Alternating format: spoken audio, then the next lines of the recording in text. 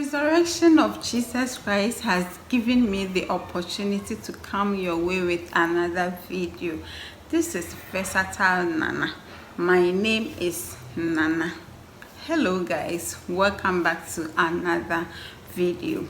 After the Ghana tag, I want to continue with the topic things I hate about living in Ghana. If you like what I do on this platform, kindly subscribe to be a part of this wonderful family. Subscription is free, so tell a friend to tell a friend to tell a friend about this beautiful platform so we grow together.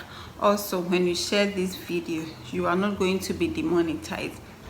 Your channel is not going to be shut down. It is free, so please share it out. If today is your first time of stopping by, I want to say Wezo Akwaba, welcome Onyankopon Enshra. As I have already indicated, today I want to talk about the things I hate about living in Ghana. And as someone who uses the internet often, I want to state that one as the number one thing I don't like about living in Ghana. Internet is expensive. Internet is also not accessible in all areas. Where I came from, Takoradi, I was on Surfline. It was very good, it was fast. Moving down here, Surfline is not accessible, so I have to switch to MTN, and then MTN to the network is not good here. If I'm watching a video of 5 minutes, it can take me more than 20 minutes to watch the video. It will be rolling, and by the time you say Jack, your credit is exhausted and your phone is also very hot. About the internet service providers, their services are conditioned in that they will give you 3 gigabytes and they tell you to use the 3 gigabytes within 3 hours, within a day. So after that, if you use it or not, you lose it. And then also they don't give unlimited, because for me, even with Surfline, if you buy 30 gig for a month and you exhaust the 30 gig within 5 days, you have to buy another gigabyte, though they will tell you it is unlimited. So we don't have unlimited internet services. From the experience that I've had, we don't have unlimited internet services. And then when I visited Apna, I learned from her that during the midnight there is a data plan that is inexpensive. So if I want to upload a video, I'll have to forfeit my sleep until it's midnight so I can upload my videos and then watch videos in the day. I don't like this about Ghana. The other thing is the cash and carry system, guys. It is very hectic. It takes God for us here to survive, because everything that you do, you have to buy, you have to pay with money upfront. I understand that in some parts of the world you have the credit system, so you buy on credit, that is Felicia. But over here you have to pay for everything. So if you don't have money, you cannot buy the things that you want. For instance, if you want a new phone, you have to buy. You want this, you have to buy. So buying. Whereas in other areas, they enjoy those credits. So even if it will take you 2 years to buy a phone, to pay for a phone, you know that you are using this percentage of your salary to service your credit. But over here we don't have that. Then the other thing is rent is very expensive in Ghana, because it's just like the cash and carry system. In some other parts of the world, I understand again that you pay your rent monthly. So every month you give your landlord, your landlady your rent.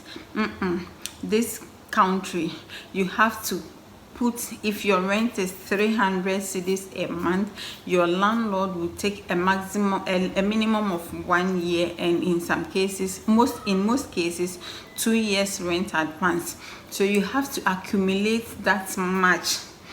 So raising that much of money for rent for 2 years, then you match it against the cash and carry, you can tell how we manage it in Ghana. The next thing is the transport system.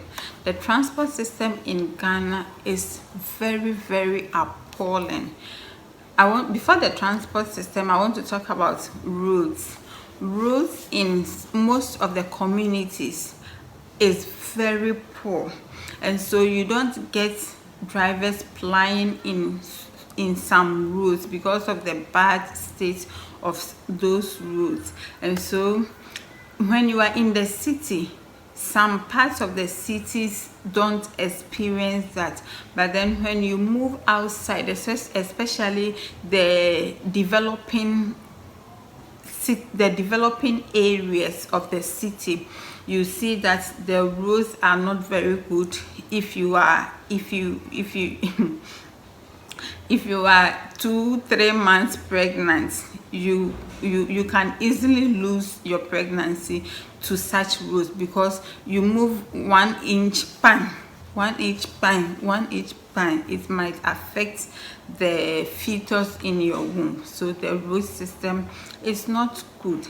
And moving on from roads, I am switching to transport. The buses, we have started buses, especially when you go to Accra. The buses that ply Carnation Circle, those Haneko buses, let him board. Those buses, they are tetanus prone buses. 1, 2, and then one annoying thing is when they move an inch, Papa Haneko, they will stop. Haneko, they will stop. Every second, the bus will stop for a new passenger to board. And when you want to alight, the driver will pick a passenger where he is not supposed to pick the passenger. But when you also tell him you want to alight, then they will apply the rules that this place is not a bus stop, so let me take you to the bus stop before you alight.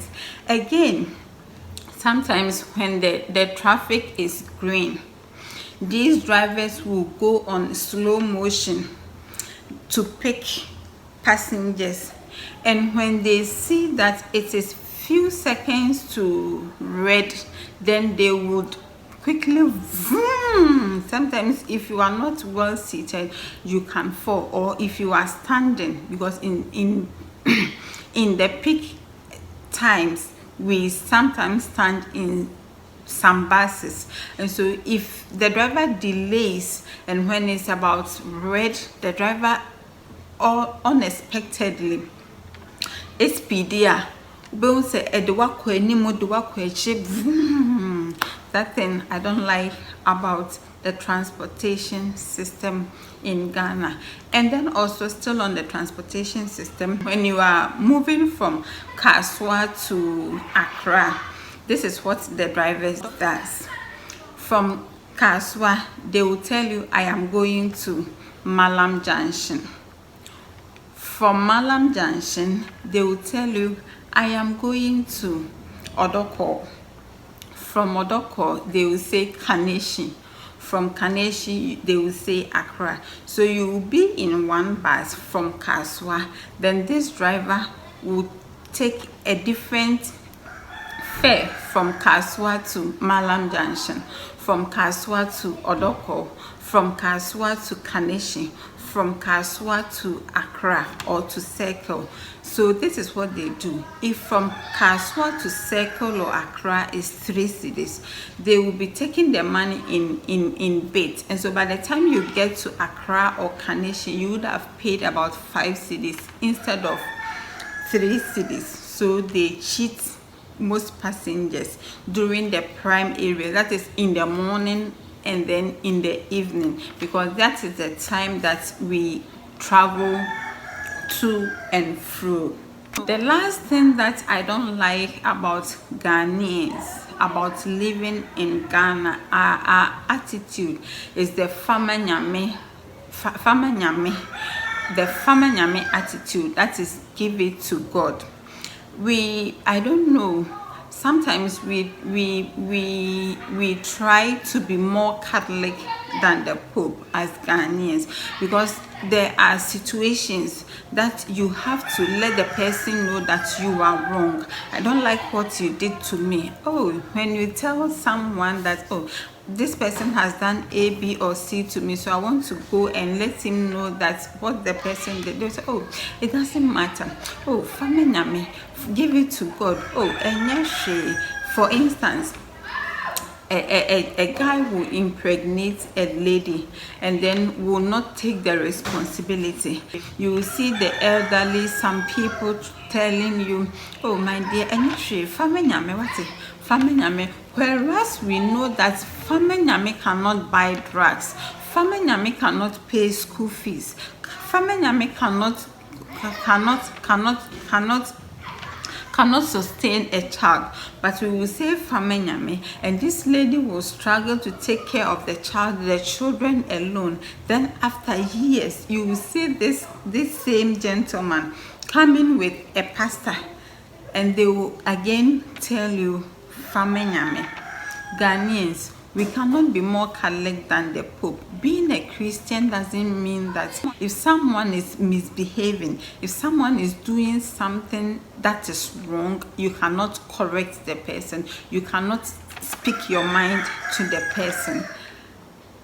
And so these are some of the things that I don't like about living in Ghana. And I know that this is not the only thing that might not sync well with some of us. And so I want to tag Abena Boatma. Abena, I'm tagging you to also do the things you hate about living in Ghana, the attitude of Ghanaians that you don't like. I want to tag you, so if you are done, you can also tag other people to do, so that we learn and then we correct each other. Until you watch another video from me. Today is Easter Sunday. Hooray! Abena, prank is not good. Don't be pranking people, okay? Abena, I want to tell you that prank is not good. And so let the death of Christ calm you down. I am not afraid, but then I want to tell you that prank is not good. So let bygones be bygones. We are in a new year. We are in a new season. A season of forgiveness. A season of letting go the past. A season of Famine. Until you watch another video from me, I want to say that whenever you say a prayer, don't forget to say one for me. I leave you with the peace and the mercies of the Most High. Peace, respond, shalom. Oh yeah, chop kiss. Bye bye.